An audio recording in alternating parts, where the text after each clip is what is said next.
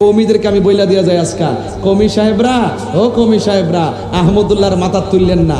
এ যে কি জিনিস, ইকামতের দিনের জন্য সে কি করছে আপনারা একটু যাচাই বাছাই করে দেখেন। রাজপথে তারা পাওয়া যায় না, সে একটা ভিন্ন এজেন্ডা বাস্তবায়ন করার জন্য অক্ষণ এই ডালো, এখন ওই ডালো, আরেকক্ষণ ওই ডালো, যেমনে গেলে মাল কামাইতে পারবো ওই দান্দা, যেই ফতুয়া দিয়া ওই বিদেশি এজেন্ডা বাস্তবায়ন করতে পারবো ওই দান্দায় সে কথা বলে। আজকে কৌমিরা নীরব রয়েছেন তো, একদিন টের পাইবেন, বইলা দিয়া গেলাম, একদিন টের পাইবেন। মাথায় তুললেন না, তার বিরুদ্ধে কথা বলে।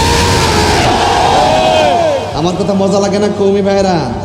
ও ইউনিটি, ইউনিটি, আকীদার জলাঞ্জলি দিয়ে আবার তাদের সঙ্গে কিসের ইউনিটি? হ্যাঁ, যারা মুখে এক কথা কলিজার ভিতরে আরেক কথা, যারা নবীরে মানে না, এমনিতে রাজপথে স্লোগান দিয়ে লাইন। কোনো এমপি মন্ত্রী যদি কোনো রকম একটা কথা রাজপথ দিয়ে কাফাইলান, ফাঁসি দিতে হইব, জেল নিতে হইব। এখন কথা কন না কি লাগিয়া, নবীরে 40 বছর পর্যন্ত নবী মানতে চাই না, এরপর আবার ঘুমটা লাগায় বইয়া রয়েছে। আবার আপনারা কন যে হ্যাঁ হ্যাঁ ঠিক আছে, হ্যাঁ ঠিক আছে, থাকলে তার পক্ষ থেকে আপনি চ্যালেঞ্জ গ্রহণ করেন না, দেখি না আপনার দূরটা কতটুকু। অন্যায়কে অন্যায় বলেন, অপরাধীকে অপরাধী বলেন, নবীর দুশ্মনকে দুশ্মন বলেন। কথা কন ঠিক কিনা? এই রূপগঞ্জের বাসী, কেউ যদি বলে যে নবী দুনিয়া থেকে আসার পরে 40 বছর পর্যন্ত নবী ছিল না, আপনি কি তার কথা মানবেন? তাহলে ফেসবুকে তার দালালি করেন কেন? ফেসবুকে তার দালালি করেন কেন? আমারে গালি দেয়, আমার গালি দেয়, আমরা মাজার পূজারি, তোরা দিয়ে শায়েক পূজারি। আজকে একটা স্ট্যাটাস দিয়েছিলাম, হ্যাঁ, যারা নবীরে 40 বছর মানতেছে না তারা যেন কি পূজারি? কি পূজারি? শায়েক পূজারি। কেমন দিলাম? হ্যাঁ দিয়ে দিছে, এবার মনে রেখো, এটা মন থাকবে 20 বছর। কথা কন ঠিক কিনা? হ্যাঁ, এখন চা খাওয়ার কথা কইতেন না, চা খাওয়ার কথা বসন বসন কইতেন না, কইন আমরা পারি, আমরা পারি। তবে একটা কথা কইয়া যায় আজকা, কবরের ভিতরে নবী ছাড়া কোনো আপন নাই, হাসরের ময়দানে নবী ছাড়া কোনো উপায় নাই। নামাজ যে পড়ছেন কবুল হয়েছে কিনা জানেননি, রোজা যে রাখছেন কবুল হয়েছে কিনা জানেননি, হজ যে করছেন কবুল হয়েছে কিনা জানেননি। তো আমলের গ্যারান্টি কারো নাই, ও এবং আমল কবুলের গ্যারান্টি কারো আপনার কাছে নাই। মেম্বার, আমল কবুলের গ্যারান্টি কারো নাই, রোজার কবুলের গ্যারান্টি কারো নাই, হজ কবুলের গ্যারান্টি কারো নাই, ওয়ারেন্টি কারো নাই। তো কিতালয়ে কবরে যাইবেন, আমি কিতালয়ে যাবো। এখন যদি কন তাহির হুজুর এই যে নামাজ পড়ছেন মাগরিবের নামাজ কবুল হয়েছে কিনা, আমি কোনো জানি না। তো সব না জান না কবরে গেছেন, এখন যাইবেন কিতালয়া। এখন সাহাবায়ে কেরামরা জিজ্ঞাসা করেন, রসুল বল, রসুলকে জিজ্ঞেস করছে সাহাবী, ইয়া রাসূলুল্লাহ মাতা সাআ, কিয়ামত কখন হবে? রাসূল বলছেন কিয়ামতের লাগে তুমি কি পুঁজি করছো? ওই সাহাবী ডাক দিয়ে কয়, কিয়ামতের জন্য আমার ইবাদতের কোনো বাহাদুরি নাই, আমার একটা বাহাদুরি আছে, আমি আল্লাহকে এবং আপনি রসুলকে জানের চাইতে বেশি ভালোবাসি। তাহলে আমার আমলের গ্যারান্টি কার্ড, ওয়ারেন্টি কার্ড নাই, না থাকতে পারে। আরে আমার গলা যদি ছুরিও লাগাই দেয়, আমি বলবো আমার গ্যারান্টি কার্ড, ওয়ারেন্টি কার্ড, আমি আমার জীবন দিয়ে আমার নবীকে ভালোবাসি, এটার মধ্যে কোনো সন্দেহ নাই। হাত তুলে বলুন ঠিক কিনা বলেন। বুদ্ধি দিয়ে হলো সহযোগিতা করবেন, একটা বস্তা আগায়া দিয়া হলো সহযোগিতা করবেন, কারণ এই পৃথিবীতে আমরা চিরদিন থাকব না। জবানটা খুলে বলুন, আমাদের আসল ঘরের নাম কি? বিল্ডিং না কবর? আর বড় করে বলেন, বিল্ডিং না কবর? এই কবরে যারা গিয়েছেন তারা কি ফিরে এসেছেন? এই যে তাহিরি ফেসবুকে অনলাইনে অফলাইনে খুব পরিচিত, কিন্তু আমি যখন চলে যাব পক্ষ বিপক্ষ সবাই সমবেদনা জ্ঞাপন করবে এবং ইন্না লিল্লাহি ওয়া ইন্না ইলাইহি রাজিউন বলবে। 3 দিন পর্যন্ত ফেসবুকটা মোটামুটি একদম টাইম লাইনে থাকবে, 4 দিনের মাথায় এটা ফেসবুক থেকে হারিয়ে যাবে। এমনকি শুধু তাই নয়, আমার পরিবারের যারা আপন আছে, আমার ভাই আছে, আমার বোন আছে, আমার পরিবার আছে, দিন যতই যাবে তারা আমাকে ভুলে যাবে। তা আসুন, পচা বীজ মাটিতে লাগালে গাছ উঠে না। ইন্নাকা লা তাজনি মিনার শাওকিল ইনাব, আঙ্গুরের গাছ থেকে কাঁঠালের আশা করা যায় না। মাটির উপরে থাইকা আল্লাহর সাথে নাফরমানি কইরা, মাটির উপরে থাইকা নবীর সঙ্গে নাফরমানি কইরা, মাটির উপরে চইলা মা বাবার বুকের মধ্যে লাথি মাইরা, মাটির উপরে চইলা সুদ খাইয়া, মাটির উপরে চইলা ঘুষ খাইয়া, মাটির উপরে চইলা দুর্নীতি কইরা, মাটির উপরে চইলা সন্ত্রাসী কইরা, মাটির উপরে চইলা নেশা কইরা, মাটির নিচে যাইয়া জান্নাতের গালিচা পাওয়া যাবে দৈন্তান নয়া কার না। কথা বলেন ঠিক না বেঠে?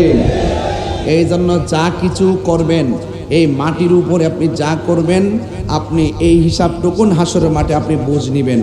এই জন্য মাটির উপরে থাইকা যদি নামাজ পড়েন, মাটির উপরে থেকে যদি রোজা রাখেন, মাটির উপরে থেকে যদি আল্লাহর ইবাদত করেন, নবীর মহব্বত করেন, আউলিয়া কেরামের সোহবতে যান, মা বাবার খেদমত করেন, দান করেন, ভালো কাজ করেন, কবরে যাওয়ার পর যেই কবরে আপনি যদি সুখে থাকেন সুখের ভাগ কেউ নিবে না, যেই কবরে যাওয়ার পর আপনি যদি দুঃখে থাকেন দুঃখের ভাগ কেউ নিবে না।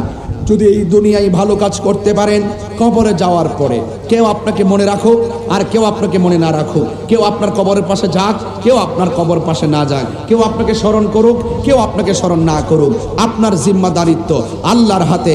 কবরে যাওয়ার পর আল্লাহ রাব্বুল আলামিন আপনার বডির নিচে জান্নাতের গালিচা বিছাইয়া দিবে। শুধুমাত্র তাই নয়, শুধুমাত্র তাই নয়, অনুরোধ করে বলবো শুধুমাত্র তাই নয়, আপনি যদি কবরে যাবেন আপনি কি মনে করেন কবর এমনি পড়ে থাকবেন? না, আল্লাহ পাক আপনার মাঝে এমন একটা ঘুম দিবে কিয়ামত পর্যন্ত আপনি ঘুমিয়ে থাকবেন। ইসরাফিল আলাইহিস সালাম যখন সিংহা ফু দিবে, ফু দেওয়ার পর আপনি বলবেন আহারে এইমাত্র ঘুমালাম, কে আমার ঘুমটা ভাঙলো? আসলে আপনারা বলুন এইমাত্র ঘুমিয়েছেন নাকি কোটি বছর পার হয়ে গেছে? এত বছর পার হওয়ার পর সে টেরই পায় নাই, তাইলে তো এমন একটা ঘুমেরই তো দরকার। কথা কন ঠিক না বেঠিক? যে ঘুম ঘুমানে আপনাকে আযাব স্পর্শ করবে না, আপনি দুনিয়ার কোনো টেনশন নাই, আপনি কবরের জিন্দেগির টেনশন নাই। আবার এর চাইতে আরো বেশি মাস্তানি আছে কবরের ভিতরে। এক শ্রেণীর মানুষ তো ঘুমায়া থাকবে, কিয়ামত পর্যন্ত ঘুমায়া থাকবে, তার কোনো খবর থাকবে না। এর চাইতে আরো মাস্তান আছে যে কিয়ামত পর্যন্ত সে মন চাইলে ঘুমাইবে, মন চাইলে ঘুরবে, মন চাইলে রুহানি ভাবে এখানে যাবে, রুহানি ভাবে ওখানে যাবে, রুহানি ভাবে অনেক দূরে যাবে, ঘুরতে থাকবে। মাঝে মাঝে কবরে নামাজ পড়বে, মাঝে মাঝে কবরে কোরআন তেলাওয়াত করবে, আবার মাঝে মাঝে সজাগ থাকবে, মাঝে মাঝে ঘুরবে, আবার মাঝে মাঝে ঘুমাবে। এখন বলবেন তাহির হুজুর ওরা কারা? যারা কবরের ভিতরে গেলে নামাজও পড়ে, এরা আমার মতন আপনার মতো শুধু ইমানদার বান্দা হয়ে ঘুমানোর যোগ্যতা অর্জন করে নাই, এরা দুনিয়া থাকতে আল্লাহর বান্দা থেকে আল্লাহর বন্ধু হয়ে গেছে। আরো বড় করে বলেন না সুবহানাল্লাহ, বলেন না। আরে শুধুমাত্র তাই নয়, এরা কবরের ভিতরে শুধুমাত্র ঘুমায় এমন না, আবার আরেকটা মাস্তানি আছে, তারা কবরের ভিতরে গেলে শুধু ঘুমাবে না, শুধুমাত্র ঘোরাফেরা করবে না, এদের আরেকটা মাস্তানি হলো আল্লাহর পক্ষ থেকে জান্নাতি খাবার আসবে। এখন প্রশ্ন করবেন হুজুর আমিও তো বান্দা, এরাও তো বান্দা, এক বান্দা জান্নাতি খাবার পায়, আরেক বান্দা কবরে ঘুমায় থাকে, আরেক বান্দা কবরে ঘোরাফেরা করে, আরেক বান্দা কবরের নামাজ পড়ে, এরা কারা? আর আল্লাহর পক্ষ থেকে যারা জান্নাতের খাবার খায় ওরা কারা? আল্লাহর হাবিব সাল্লাল্লাহু আলাইহি ওয়াসাল্লাম বলছেন এরা হলো তারা যারা আল্লাহর রাস্তায় জীবন দিয়েছে। এরা হল আল্লাহ রাব্বুল আলামিন নিজেই বলছেন ওয়ালা তাহসাবান্নাল্লাযিনা কুতিলু ফি সাবিলিল্লাহি আমওয়াতা বাল আহইয়াউ ইনদা রাব্বিহিম ইউরযাকুন। এরা হলো ওই সমস্ত বান্দা যারা আল্লাহর জন্য, যারা হকের জন্য, যারা নবীর জন্য, যারা ইসলামের জন্য নিজের তাজা রক্ত ইসলামের জন্য রাজপথে নিজের জীবনের রক্তকে বিসর্জন দিয়েছে, কুরবানি দিয়েছে। এই জন্য তাদের জন্য আল্লাহ রাব্বুল আলামিন জান্নাত থেকে জান্নাতি খাবার পাঠাইয়া দেন।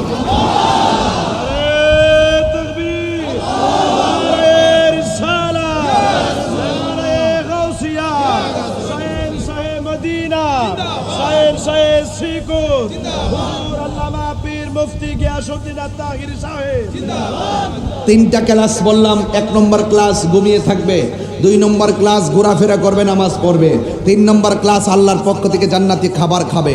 আপনিও তো বান্দা, আমিও তো বান্দা। ও শাহজালাল, ও শাহেনশে শ্রীকোটি, আপনি চলে যাওয়ার পরে আপনার জিকির কেন চলে? আপনি চলে যাওয়ার পরে আপনার জিয়ারত কেন চলে? আপনি চলে যাওয়ার পরে সেগুলো কেন এত ফানা? আপনি চলে যাওয়ার পরে ও শাহেনশে শ্রীকোটি, আপনি চলে যাওয়ার পরে কেন এত মানুষ এত দিবানা? তিনি বলেন আমি আমার জীবনটাকে মুস্তাফার কদমে কুরবান করে দিয়েছি, এই জন্যই রন্ধ্রে রন্ধ্রে পাগলগুলো আমাকে স্মরণ করে। জোরে বলেন না সুবহানাল্লাহ, বলেন না। তার মানে হলো এই প্রতিষ্ঠান জিন্দা, শাহেনশে শ্রীকোটি আওলাদের রাসূলদের রুহানি নজর এই প্রতিষ্ঠানের মধ্যে আছে না নাই? এই জন্য ভাইয়ের আমার এখন ওই তো টের পাইতেছেন না, আরে আমি তো নগণ্য বক্তা, আরে আমি তো একজন নালায়েক বক্তা, আমি তো অযোগ্য বক্তা, আমাকে প্রতি বছর এখানে নিয়ে আসে। দেখেন না কি হয়, এই প্রতিষ্ঠান যখন দাঁড়িয়ে যাবে, এই প্রতিষ্ঠান যখন উঠে যাবে, শুধুমাত্র আমি কেন, এই মাদ্রাসা থেকে তাহিরি পয়দা হবে, এই মাদ্রাসা থেকে আশিকি পয়দা হবে। কথা বলেন ঠিক কি না বলেন? এই মাদ্রাসাতে কি হবে ইনশাল্লাহ বলেন না কেন? আরে আজকে রূপগঞ্জের জমিনে মাঝিনা নদীর পার আমি প্রতি বছর আসি, হাজার হাজার মানুষ আপনারা ওয়াজ শুনতে আসেন। আমার কি মনে চাই না মাঝিনা পুকুর পাড়ে একটা সন্তান আমার এলাকাত নিতাম? আমার কি মনে চাই না যে এলাকার একটা ছেলে আমার দেশটাকে যায় কাঁপাবে এমন একটা সন্তান আপনি বানান না? ঘরের মধ্যে আইসা আপনাকে খাওয়াই দিবে না, আপনাকে চেষ্টা করতে হবে। মান জাদ্দা ওয়াজাদা, এমনি আমি হয় নাই। আর আমি তো সেই বক্তা, যেই বক্তা 2005 সালে আমি লেখাপড়া শেষ করার প্রারম্ভেই আমি চলে গেছি দাউদকান্দি, সেখানে 9 বছর সুপারের দায়িত্ব এবং সহকারী দায়িত্ব পালন করেছি। সেখান থেকে 13 সালে সহকারী নিবন্ধন, 14 সালে প্রভাষকের নিবন্ধন, এরপর আবার 13 সালে সহকারী চাকরি করার পর আবার মা 2 বছর চাকরি করার পরে আম্মা বলছে চাকরি ছাইরা দে। জিজ্ঞেস করলাম কেন? চাকরির জন্য মানুষ এত পাগল। আম্মা বলছে তুমি ছাইরা দাও, আমি যেটা বলছি সেটাই করো। আমি চাকরি ছেড়ে দিয়েছি। এখন 9 বছর কেন 10 বছরের পর বুঝতেছি, 10 বছর পর বুঝতেছি কেন আমার মা আমাকে চাকরি ছেড়ে দেওয়ার কথা বলে। আরে পৃথিবীর মধ্যে একটা মানুষ তোমার জন্য নিঃস্বার্থে দোয়া করবে, এই মানুষটার নাম হলো জনম দুঃখী মা। কথা বলেন ঠিক না বেঠে? এই পাগলা, তোর পুরা নামটা নাকি? তোমার পুরা নামটা বলো না। মোহাম্মদ শাকিল মিয়া, মোহাম্মদ শাকিল মিয়া।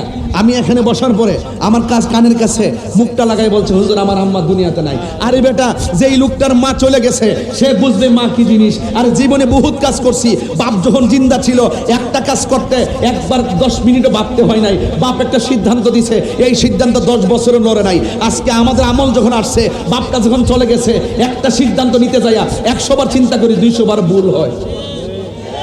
কথা বলেন না ঠিক না ঠিক? এই জন্য এই মানুষগুলো আলোকিত।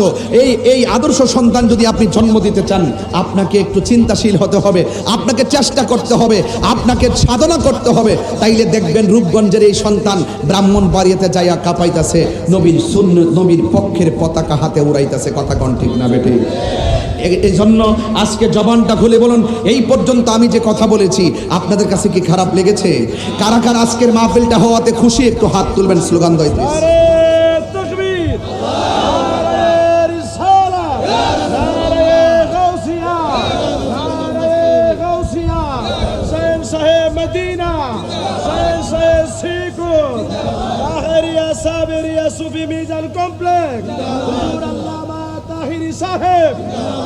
সবাই জবান খুলে কোন আলহামদুলিল্লাহ। ভাইরা আমার, আমি প্রায় সময় মাহফিলে বলি এই পৃথিবী ছেড়ে আমাদেরকে চলে যেতে হবে। এই দুনিয়াতে যতদিন থাকবেন আল্লাহ আপনাকে পরীক্ষা করবে। আপনি যদি আল্লাহকে পাইতে চান আপনাকে পরীক্ষার সম্মুখীন হতে হবে। আইয়ুব আলাইহিস সালামকে আল্লাহ পরীক্ষা করেছে, অল বডিটাকে পচায়া ফেলছে। আইয়ুব আলাইহিস সালাম লাস্টে বলছে, আল্লাহ তুমি আমার অল বডিটাকে পচায়া দাও, আমার জিহ্বাটা ভালো রেখো। কেন? এই জিহ্বা দিয়ে যেন তোমার জিকির করতে পারি। আইয়ুব আলাইহিস সালাম কয় যেন জিকির করতে পারি। আর আমার দেশের কিছু জাহেলে মোরাক্কাব নায়েবে শয়তানরা এই জিহ্বা দিয়া নবীর বিরুদ্ধে কথা কয়। কথা ঠিক না বেড়ে? এই জিহ্বা কত দামি, এই জিহ্বা দিয়া কেমনে নবীর বিরুদ্ধে কথা বের হয়। কয় কি কয় জানেননি? কয় 40 বছর আগে, এই 40 বছর পর্যন্ত নবী ছিল না, এই 40 বছর পরে নবুয়ত পাইয়া নাকি নবী হইছে, এর আগে নাকি নবী ছিল না। নাউজুবিল্লাহ। কালকে কন এই কথা কি মুসলমানদের মুখে শোভা পায়? এই জিহ্বা দিয়ে এই কথা বলাকে শোভা পায়? যদি ইসলামী আইন বাংলাদেশে থাকতো জিহ্বাটা কেসি দিয়ে খেতে দিত। কথা কন ঠিক না? এই জন্য বাচ্চা গেছো, তবে মনে রাখো রোজ হাসার মেয়ে কি আজা বাবা হয় মোস্তফা কি সামনে, নবীর সামনে কি জবাব দিবা রেডি থাকো। এখনো সময় আছে, তওবা করে মুসলমান হও। কি হও? তওবা করে মুসলমান হও। যুবক ভাইয়ের আমার, তাহিরি কাউকে ধরে না, দললে ছাড়ে না। এই মাটি কিন্তু ধরছিলাম একজনকে, সাবুত হয়ে গেছে, সাবুত। তো সুতরাং শায়েক পূজা বেড়ে গেছে। কথা কন ঠিক না? এগুলা থেকে ফিরে আসেন।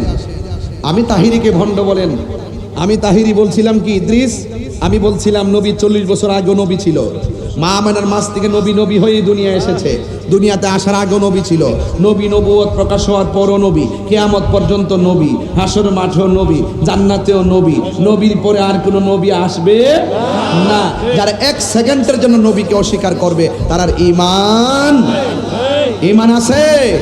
তাদের ঈমান নাই। এই জন্য আমি যখন এই কথা বলেছি এবং বলছি অফলাইনে অনলাইনে 12 ঘন্টার সময় দিছি, হ্যাঁ, আসার জন্য, আমার সাথে আসে নাই। এখন দেখি যে তারা জিমাইতেছে। একটু নীরব ডিম বিক্রি করলে রাস্তার মধ্যে ডিম পায়া বিক্রি করে খাওয়ান যায় কিনা, এই প্রশ্নের উত্তর দিলে উত্তর দেয়। আবার গাড়ির মধ্যে সিটের মধ্যে পুরুষ মহিলা একসাথে বইতে পারবো কিনা, এই প্রশ্ন দিলে উত্তর দেয়। বিদেশ যায় এইটা করতে পারবো কিনা, এরপরে এই প্রশ্নের উত্তর দেয়। আবার দেখেন তো ওই কোন মেয়ে ফোন দে নাইনে ভরে, এটার উত্তরও দেয়। আর আমি এত বড় প্রশ্ন করছি নবীর পাকের ব্যাপারে, ইনি ঘুমটা মাইরা গড়ের কোনাত বইয়া রইছে, আর তার পিছনে 30-40 জন দালাল বাইরেছে, দালালি করতেছে। কথা কোন ঠিক না বেঠে? একদিন এই যে কৌমিদেরকে আমি বইলা দিয়া যাই, আজকাল কৌমি সাহেবরা, ও কৌমি সাহেবরা, আহমদুল্লাহর মাথা তুললেন না। এ যে কি জিনিস, ইকামতের দিনের জন্য সে কি করছে আপনারা একটু যাচাই বাছাই করে দেখেন। রাজপথে তারা পাওয়া যায় না, সে একটা ভিন্ন এজেন্ডা বাস্তবায়ন করার জন্য অক্ষণ এই ডালো, এখন ওই ডালো, আরেকক্ষণ ওই ডালো, যেমনে গেলে মাল কামাইতে পারবো ওই দান্দা, যেই ফতোয়া দিয়া ওই বিদেশি এজেন্ডা বাস্তবায়ন করতে পারবো ওই দান্দায় সে কথা বলে। আজকে কৌমিরা নীরব রয়েছেন তো, একদিন টের পাইবেন, বইলা দিয়া গেলাম, একদিন টের পাইবেন। মাথায় তুললেন না, তার বিরুদ্ধে কথা বলেন। আর আমি তাহিরির মুক্ত বন্ধ করতে পারবেন না। আপনারা ভালো করে জানেন তাহিরি ইস তাহিরি, তাহিরি কাউকে ধরে না, ধরলে ছাড়ে না, আর এমনিতে ধরে না। আমাকে বন্ধ বলো, আমি যখন নবীর পক্ষে কথা বলেছি তোমরা আমাকে ব্যক্তিগত অ্যাটাক করেছো, আমাকে ব্যক্তিগত অ্যাটাক করে আমার মান সম্মান নষ্ট করতে এসেছো। আর পাবলিক ভালো করে জানে কথা কোন ঠিক না বেঠে। এখনো সময় আছে। ব্যক্তিগত অ্যাটাক করে তাহিরিরে কি করবা? তাহিরিকে তো 55 জন হুজুর মিলে ফটো দিছিল, ফু দিছি, খেলার তোলা ফলাই দিছি।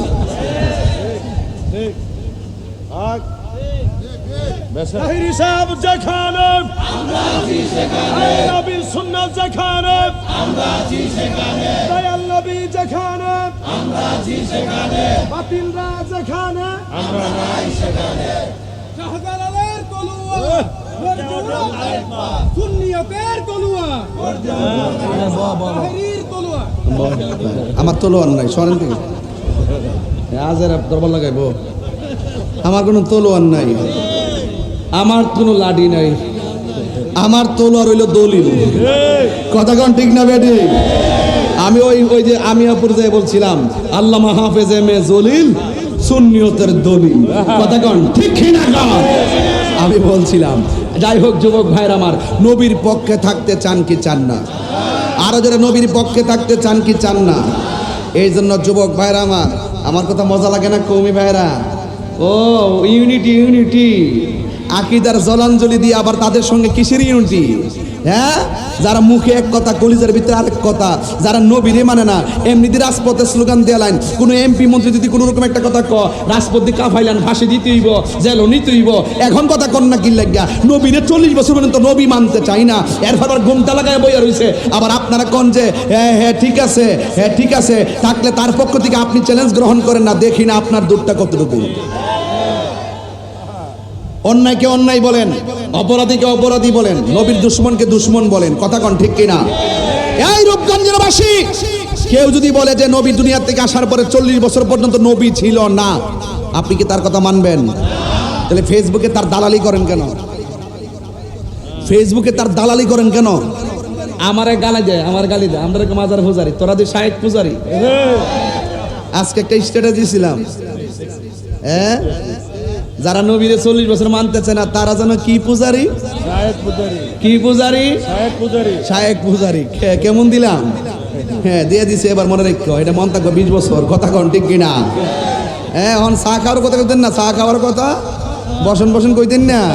কইন আমরা পারি, তবে একটা কথা কইয়া যায় আজকা, কবরের ভিতরে নবী ছাড়া কোনো আপন নাই, হাসরের ময়দানে নবী ছাড়া কোনো উপায় নাই। নামাজ যে পড়ছেন কবুল হয়েছে কিনা জানেননি, রোজা যে রাখছেন কবুল হয়েছে কিনা জানেননি, হজ যে করছেন কবুল হয়েছে কিনা জানেননি। তো আমলের গ্যারান্টি কারো নাই, এবং আমল কবুলের গ্যারান্টি কারো আপনার কাছে নাই। মেম্বার, আমল কবুলের গ্যারান্টি কারো নাই, রোজার কবুলের গ্যারান্টি কারো নাই, হজ কবুলের গ্যারান্টি কারো নাই, ওয়ারেন্টি কারো নাই। তো কিতালয়ে কবরে যাইবেন, আমি কিতালয়ে যাবো।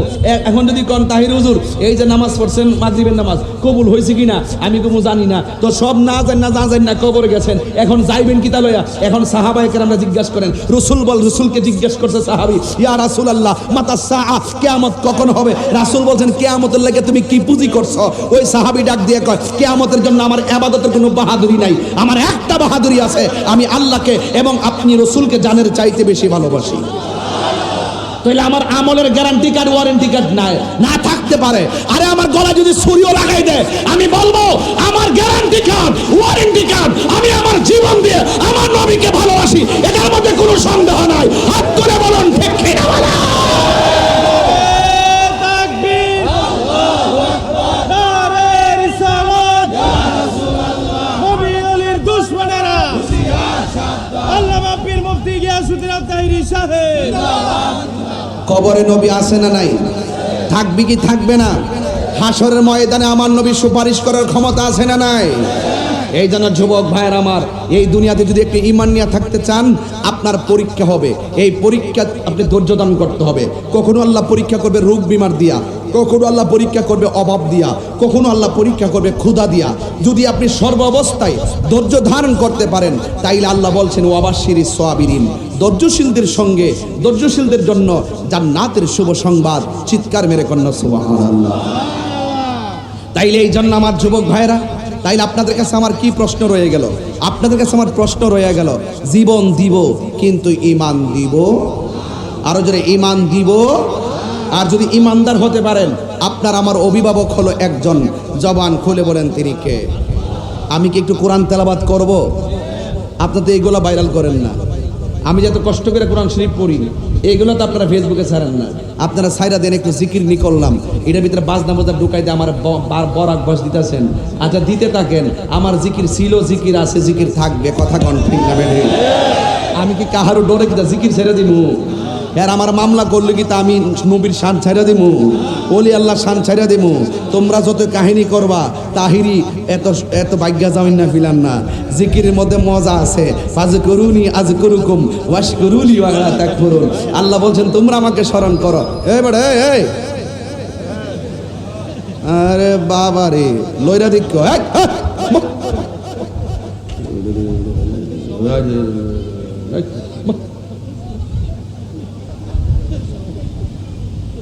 মারহাবা জোরে কোন কি লেগে?